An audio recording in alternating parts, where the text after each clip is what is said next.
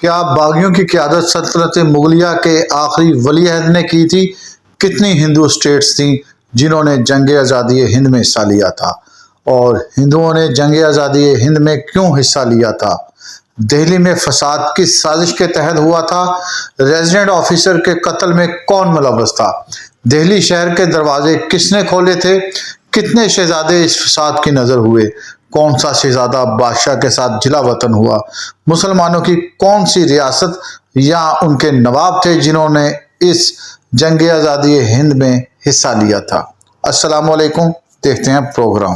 حضرت، میں آج آپ کو یہ بھی بتاتا جاؤں کہ میرٹھ کے اندر ہونے والی جو بغاوت تھی وہ بظاہر تو مسلمان سپاہیوں نے کی تھی، لیکن انگریز فوج نے یکسر اپنا بیانیہ چینج کرنے کی کوشش کی اور انہوں نے کہا کہ یہ جو چربی ہے یہ گائے کی ہے، اور یوں بچی کھوچی ان کی جو فوج تھی ہندو فوج، وہ بھی اب ان کارتوسوں کو استعمال کرنے سے باغی ہو گئی، اور یوں ہندو اور مسلم بیک وقت اس جنگ کا حصہ بن گئے۔ پہلے لارڈ چارلس کینن نے ایک تجویز پیش کی تھی۔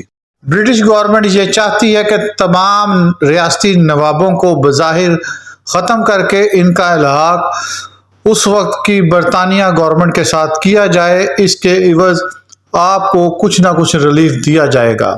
تمام نواب اور ریاستی امور کے انچارج اس بنا پر انگریز کے خلاف کہ وہ خاندان جو میرٹھ کے اندر 80 کے قریب ان کے سربراہوں کو انگریز فوج نے پکڑ لیا تھا، ان کی فیمیل صبح شام ایک ہی لان تان دلی کی لوکل سپاہ کے اوپر کرتی کہ آپ اپنے ہاتھوں میں چوڑیاں پہن لیں، آپ سے جنگ لڑنے والے مسائل نہیں کیے جائیں گے۔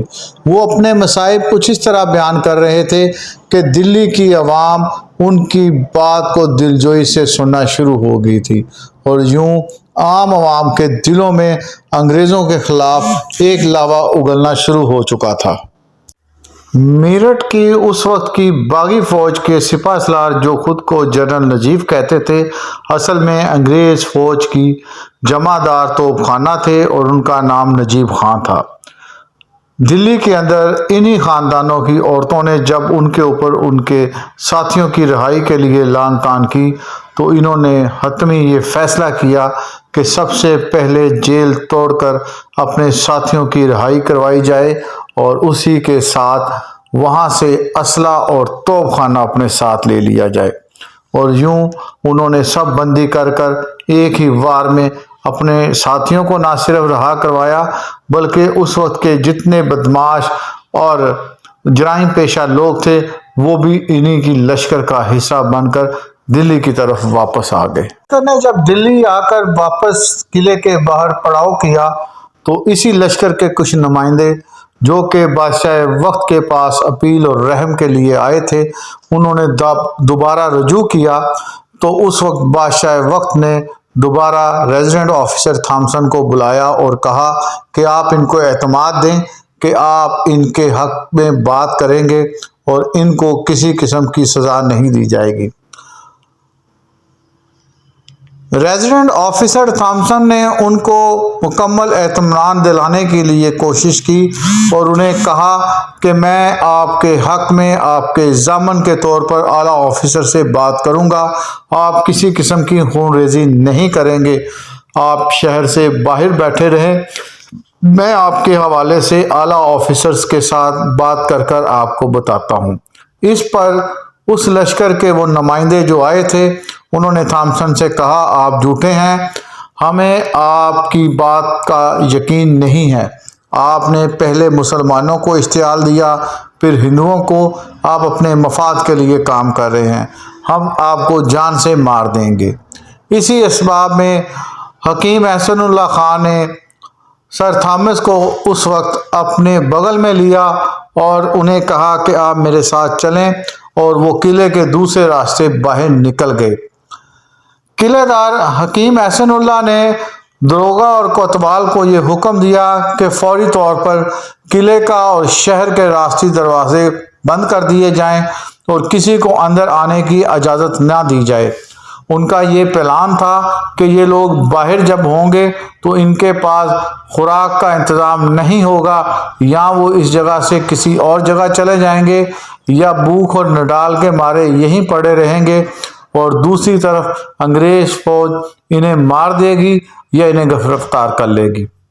مگر جیسا میں بتا چکا تھا، دلی شہر کی عوام قدرے انگریز فوج کے خلاف اپنا ذہن تیار کر بیٹھی تھی۔ کسی طرح ان نمائندگوں کو یہ میسج مل گیا۔ ظہیر الدین دہلوی صاحب لکھتے ہیں کہ یہاں پر اس بات کا کسی بھی طرح ثبوت نہ مل سکا کہ کون سا راستہ بعد میں کھلا یا کھلا رہ گیا جہاں سے وہ لشکر شہر کے اندر آ گیا۔ سب سے پہلے انہوں نے کرسچن چرچ کو آگ لگائی اور اس کے پادری جو کہ ہندوازم سے عیسائیزم میں آئے تھے انہیں مار ڈالا۔ اس کے بعد ہاسپٹل میں گئے، ہاسپٹل کو آگ لگا دی، اور یوں وہ کرتے کرتے ریزیڈنٹ آفیسر کے گھر تک پہنچے اور ریزیڈنٹ آفیسر کو بھی مار دیا۔ باغی لشکر نے کچھ 50 کے قریب انگریز آفیسر ان کے خاندان والوں کو قتل کر ڈالا تھا، اور انہوں نے کوئی ایسی جگہ نہ چھوڑی جہاں کا مال اسباب انہوں نے نہ لوٹا ہو۔ عام رایا تک کو انہوں نے نہ بخشا، عام دکانیں تک لوٹ لی۔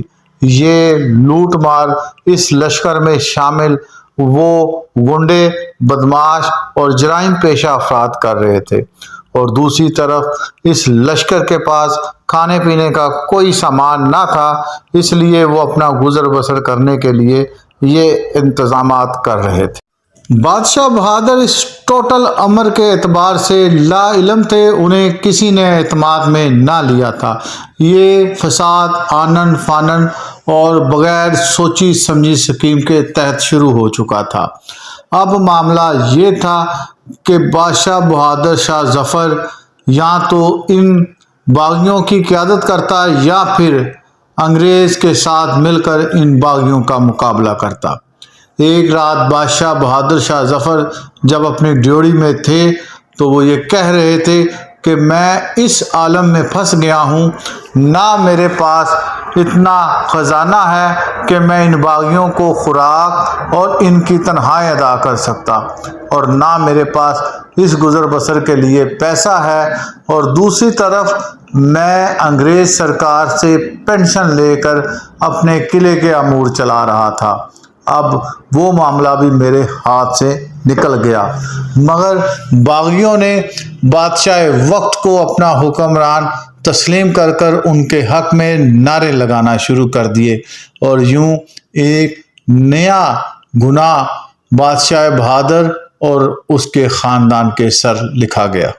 شہر کے جو رئیسہ تھے یا امور سلطنت چلانے والے، وہ تمام کے تمام کنگال ہو چکے تھے، ان کے گھروں کو لوٹ لیا گیا تھا۔ انہوں نے اپنی جانوں کو بچانے کے لیے اپنے گھر بار چھوڑ کے کسی اور جگہ پہ پناہ لے لی تھی۔ ادھر لشکر کیونکہ یہاں پر کافی دن سٹے کرنا تھا، ان کے کھانے پینے کے انتظامات نہ ہونے کے برابر تھے، وہ جون سی دکان ملتی لوٹ لیتے اور اپنا گزارا کرتے۔ بالآخر وہ امیر علی خان صاحب کے پاس آئے اور انہیں زد و غوب کیا کہ ہمارے کھانے کا انتظام کرو، تو انہوں نے کہا ہم کہاں سے کریں، ہم تو انگریز سرکار کے محتاج تھے، ان کے دیے ہوئے پیسوں سے اپنا امور سلطنت چلا رہے تھے۔ اب ہمارے پاس صرف ایک گودام ہے جہاں پر گھوڑوں کے لیے چنے کی دال اور ان کا دانہ ہے، یہ چاہیے تو لے جاؤ، گھوڑے بادشاہ وقت کے بھوکے مرتے ہیں تو مریں، آپ اپنا انتظام کریں۔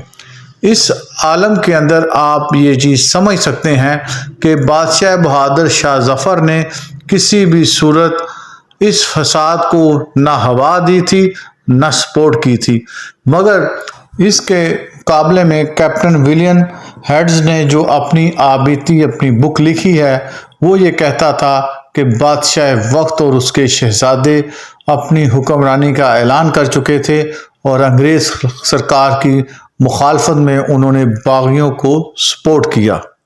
عجب بے نظمی کا عالم تھا، جس کا دل جو چاہتا وہ کرتا، پورے شہر میں قحط سا عالم تھا۔